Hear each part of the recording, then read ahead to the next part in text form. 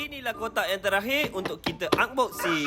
Harap-harap ayam dalam ni cantik lah ya. Kita pun tak tahu ayam ni sama ada cantik ataupun tak. Tanpa membuang masa, jom kita tengok apa yang ada di dalam ni. Harap-harap bolehlah ni jadi pengganti kepada si Pablo. Buka-buka je terus ayam ni pun keluar. Alhamdulillah, cantiknya ayam ni. Ya Allah, ada ke peminat-peminat SG? Kalau ada, korang boleh komen. Bila dah keluarkan tu, kita suai kenal lah dengan dia kan. Kita belik-belik dulu sama ada ayam ni boleh jadi pengganti si Pablo ataupun tak. Rasa-rasanya boleh ni. Ayam ni pun lebih kurang macam Pablo juga berat dia. Rindu sebenarnya nak belai ayam SG ni. Alhamdulillah akhirnya tercapai juga.